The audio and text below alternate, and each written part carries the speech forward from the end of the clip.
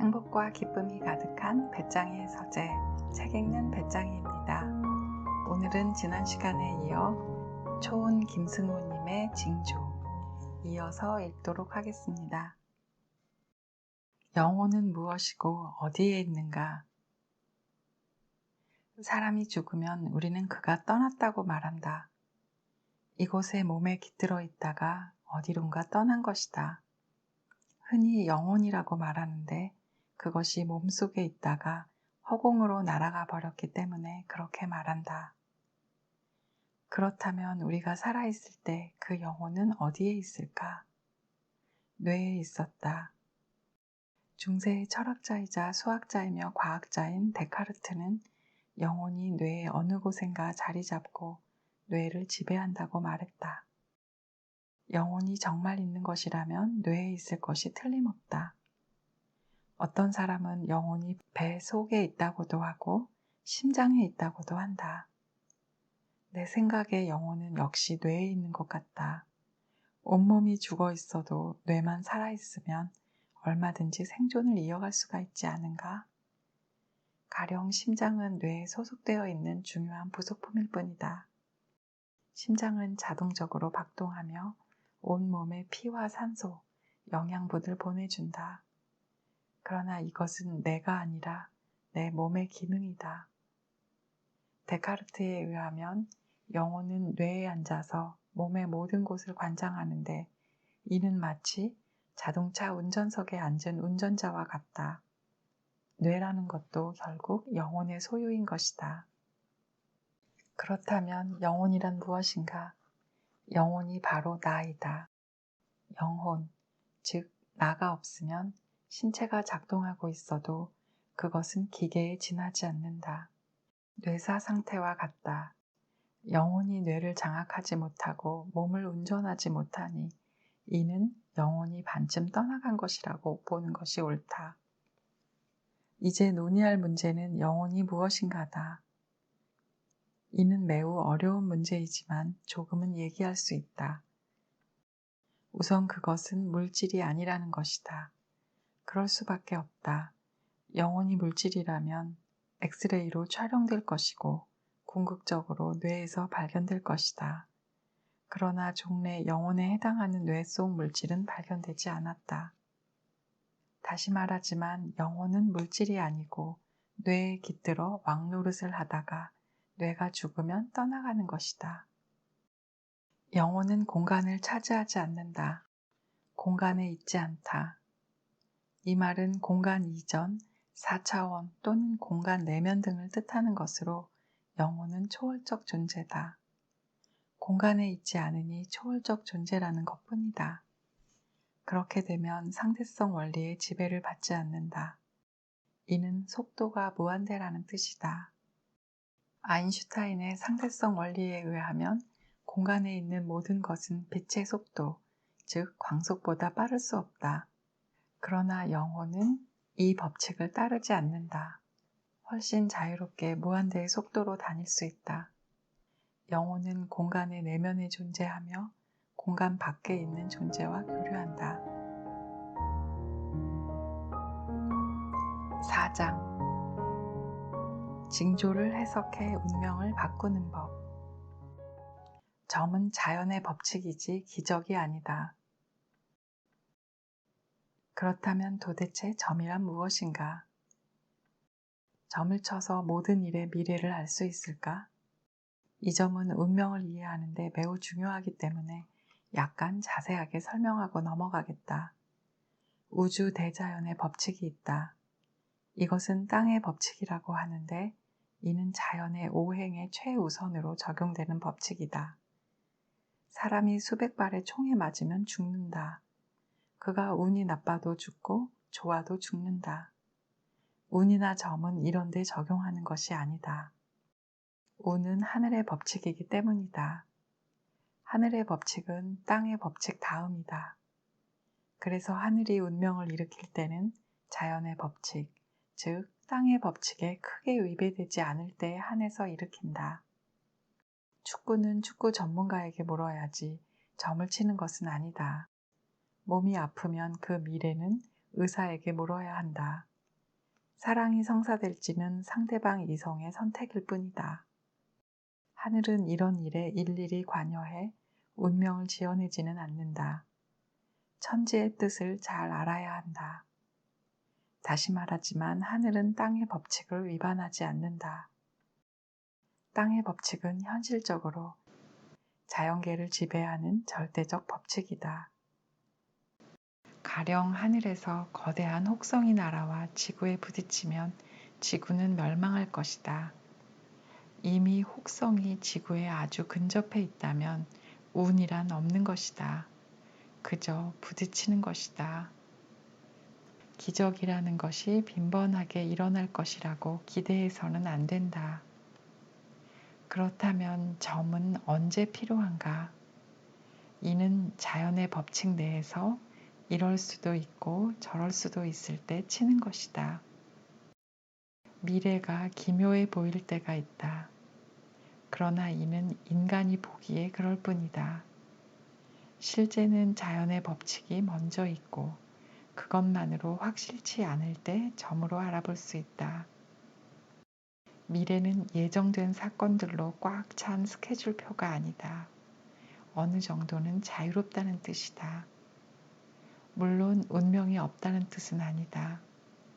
또한 운명이 있다 해도 이것이 자연의 법칙을 거역하면서까지 기적을 일으키지는 않는다. 징조라는 것도 기적을 일으킨다는 뜻이 아니다. 하늘의 법칙이 그러할 뿐이다. 자연의 법칙, 즉 땅의 법칙도 꽉 짜여진 것이 아니다. 이럴 수도 있고 저럴 수도 있는 현상은 무수히 많다. 미래는 대체로 불확정적이지만 어떤 미래는 이미 확정의 테두리 안으로 들어서 있다. 운명 개척은 그 중립지대에서 이루어진다. 훈련하지 않고 올림픽에 나가 금메달을 딸 수는 없다. 그러나 실력의 차이가 미세할 때는 운명이 작용한다. 그리고 무엇보다도 먼 미래는 불확정성이 아주 높으므로 좋은 운의 흐름을 유도해야 한다. 막연히 미래를 어떻게 지배하겠는가? 우선은 현실에서 최선을 다하고 그 다음에는 운명을 유도하는 행동과 마음에 집중해야 한다. 그리고 운이란 노력하지 않는 사람보다 노력하는 사람에게 우선적으로 찾아온다. 그래서 하늘은 스스로 돕는 자를 돕는다고 한 것이다. 아이가 좋은 대학에 갈 것이라는 점괘가 나오면 공부를 더욱 열심히 해야 한다. 좋은 대학에 갈 것이라는 점괘는 아이가 열심히 공부한 부분에 대해서 실수를 범하지는 않는다는 뜻이다. 혹은 아이에게 유리한 문제가 출제된다는 뜻도 된다. 하지만 이 모든 것은 어느 정도 공부를 한 아이에게 적용되는 운명인 것이다. 미래의 계획은 구체적으로 그리고 크게 세워야 한다. 이것은 땅의 법칙이기 때문이다. 크고 구체적인 계획을 세웠다면 그 다음에는 운이 좋아지는 행동을 찾아서 실행하면 된다. 앞서 말한 산책은 운이 좋아진다. 또 풍수가 좋은 곳으로 이사를 가면 운이 분명히 개선된다. 그러나 풍수 좋은 곳에 가서 아무 일도 안 하고 지내면 좋은 운도 무효가 된다. 운이란 멀리 있고 자연의 법칙은 가까이 있다. 오늘 무엇을 할 것인가? 이는 주어진 일에 충실하고 할 수 있는 한 최선을 다해 미래를 계획해야 한다. 이것은 노력이다. 그리고 남은 시간에는 좋은 징조를 만나거나 만들어야 한다. 세계의 역사는 자연의 법칙을 따르고 또한 자연계에 오래전부터 내재했던 하늘의 법칙에 따른다. 노자가 말했다. 만물은 음을 등에 지고 양을 끌어안으며 충기로 화한다고.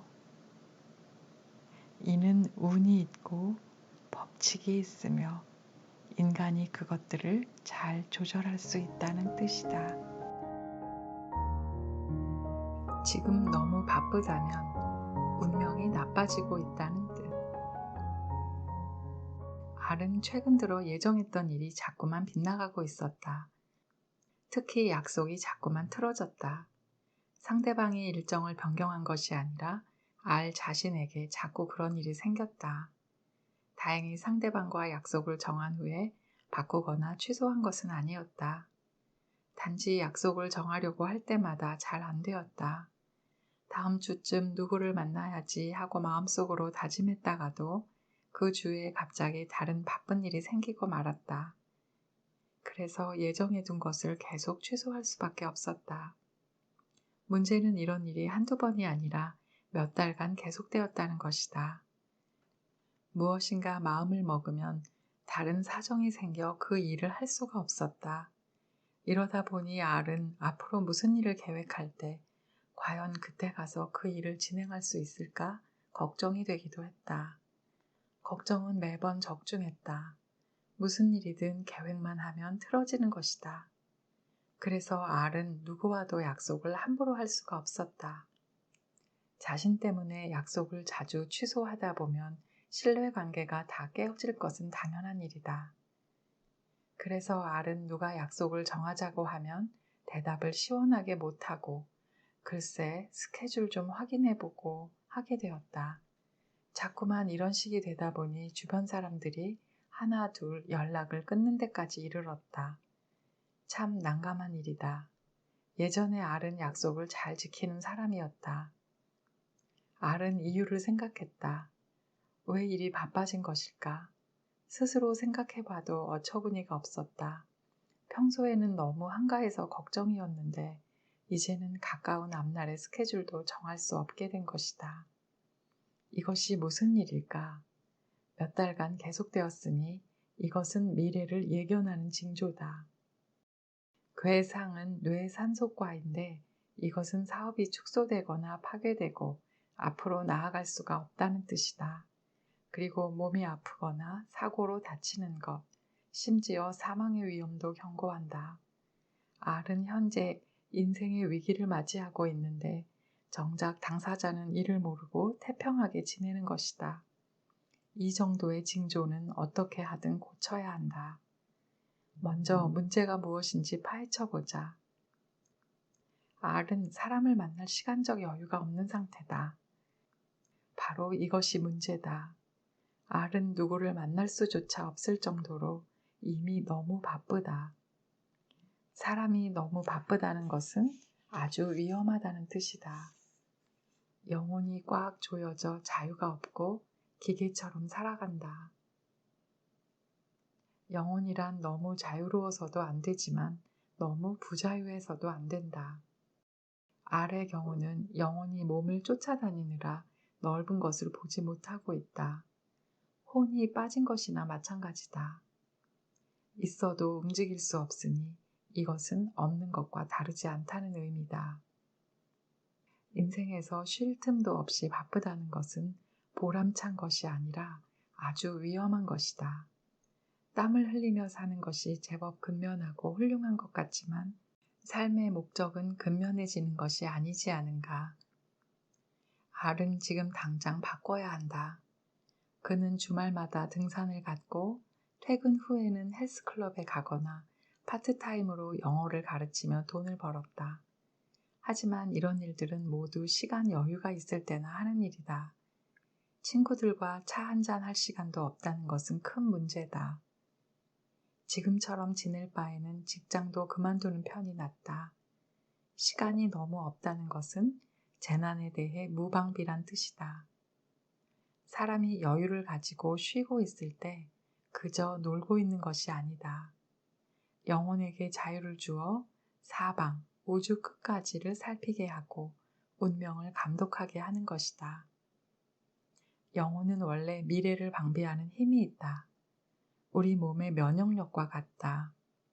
R은 현재 영혼의 면역력이 점점 떨어지고 있다.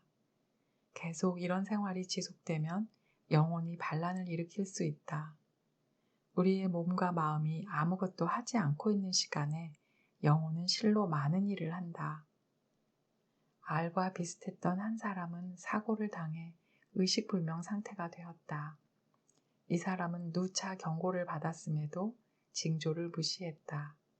새벽부터 밤늦게까지 1분의 여유도 없이 일정이 꽉꽉 차 있다면 이는 재앙으로 떨어지는 중이라고 봐도 무방하다. 인간 사회에 주말 휴일이 있어 일주일에 한 번이라도 쉬게 하는 데는 다 이유가 있다.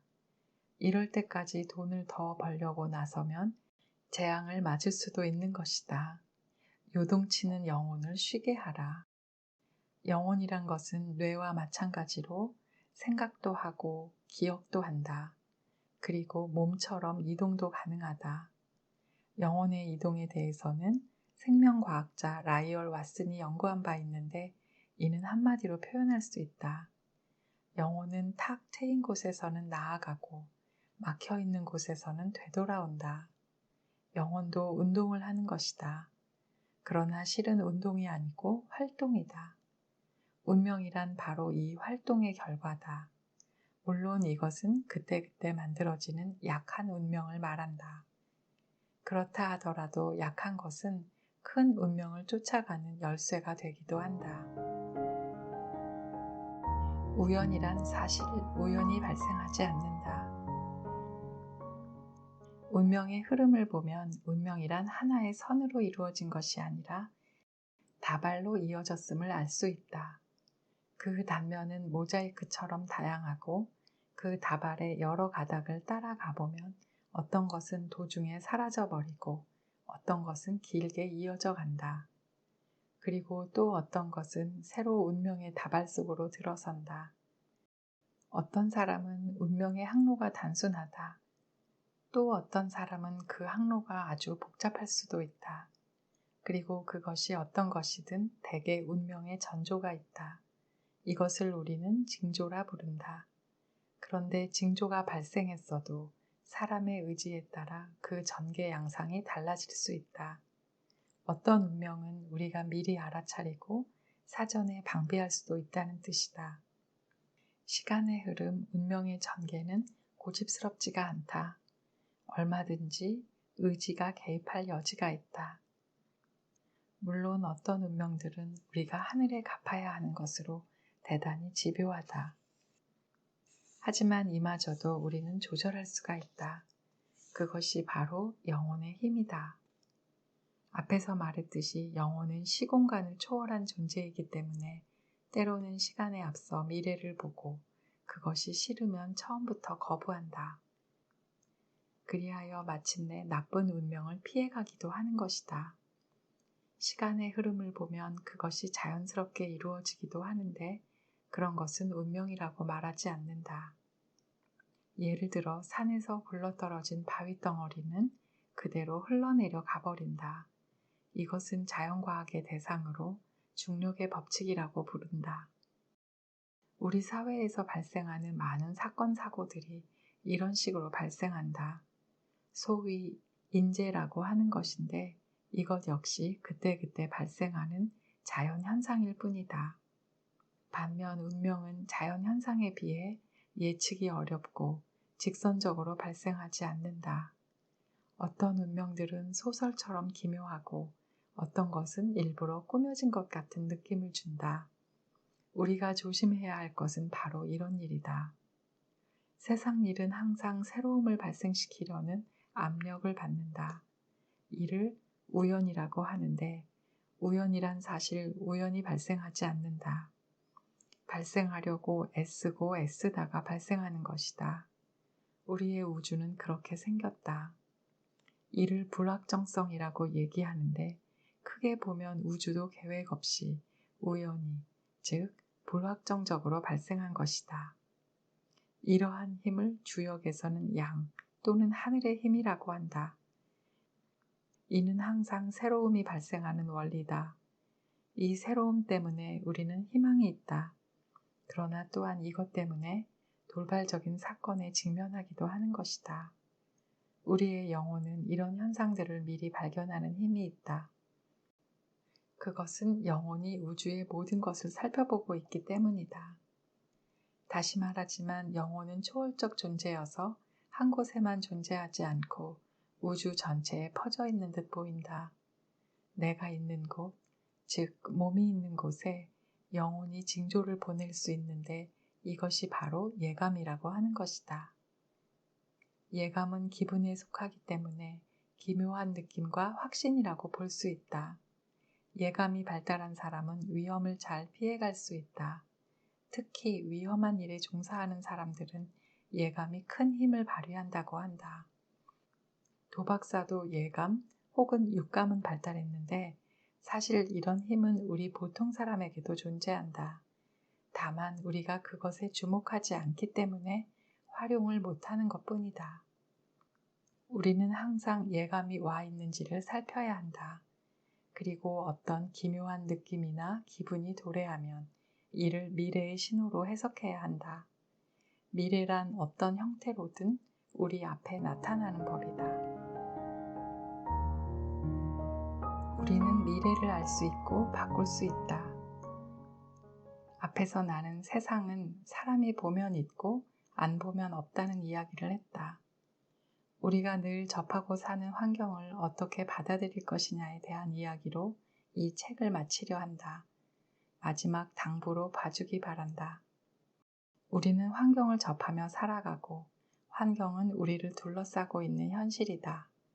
이에 따라 행복이나 불행이 만들어진다. 우리가 애써 운명을 개척한다는 것은 다름 아닌 환경을 개선한다는 뜻이다. 부자들은 자기가 만들어 놓은 돈에 의해 보호를 받는다. 즉, 돈이 환경인 것이다. 가난한 사람들은 돈이 없기 때문에 언제나 불안하다. 돈이 방패막이가 되기 때문이다. 돈 외에도 환경은 그 종류가 무수히 많다. 어떤 사람이 몸이 아프다면 질병이 그의 환경인 것이다. 친구가 많다면 이 또한 그의 환경이다. 감옥에 갇혀 있는 사람은 그것이 환경이고 적이 많은 사람은 그것이 환경이다. 그런데 여기서 중요하게 생각할 것이 있다. 우리는 환경을 느끼며 살아간다는 것이다. 환경을 느끼기 때문에 내면 세계가 행복하고 불안하고 즐겁고 슬프다. 이 또한 우리 자신의 환경인 것이다. 그러니 환경은 두 가지로 크게 나눌 수 있다. 실제 환경과 그 사람이 느끼는 환경이다. 가령 어린아이들은 사회를 직접 경험하거나 느끼지 못한다. 부모를 통해서 알거나 느낄 뿐이다. 하지만 철이 들어가면서 부모의 힘에는 한계가 있다는 것을 알고 사회를 느끼기 시작한다. 어쩌면 이제부터가 한 사람의 삶이 시작되는 지점이라고 말할 수 있다. 앞서 말했듯이 여기서 주목할 것은 실제 환경과 그것을 느끼는 환경이 존재한다는 것이다. 대개 이 두 가지 환경은 하나로 귀결되지만 사람에 따라 실제 환경과 느끼는 환경이 다를 수 있다. 성격이 무던한 사람은 바깥의 실제 환경이 나쁘더라도 크게 불안해하지 않는다. 반면 아주 사소한 일이 발생해도 그것을 심하게 괴로워하며 인생 전체가 불행하다고 느끼는 사람이 있다. 소위 낙천적인 사람과 비관적인 사람이 있는 것이다. 이 점이 중요하다. 그런데 우리는 실제 환경을 사실 그대로 알 수는 없다. 그저 마음으로 느끼는 것을 실제 환경이라고 여길 뿐이다. 운명에 관한 문제만 하더라도 그렇다. 조만간 큰 재앙이 닥칠지도 모르고 편안하게 살아간다. 환경이 달라지면 그때 다시 생각하겠다는 것이 보통 사람의 삶인 것이다. 당연하다. 앞날을 모르기 때문에 태어날 수밖에 없다. 그러나 이대로 좋은가? 느끼는 환경과 실제 환경이 좀 더 가깝게 맞을 필요가 있다. 미래의 환경까지도 말이다. 어려운 얘기 같지만 조금만 생각하면 방법이 있다. 간단하다. 현실이 나쁘다고 너무 괴로워하지 말고 좋다고 너무 기뻐하지 말라는 것이다. 세상은 끊임없이 변한다. 그래서 실제 현실에 너무 깊게 빠지지 말아야 한다. 여기에 위안이 되는 한 가지 사실이 있다. 그것은 영혼의 작용이다. 우리의 영혼은 미래를 알 수 있고 또한 바꿀 능력이 있다. 이것을 더욱 발전시켜야 한다. 항상 경건한 마음을 가지고 세상을 진지하게 생각하는 것이 그 방법이다. 겸손이라는 것도 그런 작용을 한다. 사람이 너무 슬퍼하거나 너무 기뻐하지 않고 조심한다면 그 자체가 하늘에 대한 겸손이다. 평화로울 때 위기를 경계하지 않고 괴로울 때도 새로움을 생각해야 한다. 오만함을 버리고 겸손함을 가지면 미래는 언제나 희망이 있다. 우리의 영혼이 현재의 희망을 실제로 만들기 위해 노력하기 때문이다. 이상 책 읽는 배짱이었습니다. 들어주셔서 감사합니다.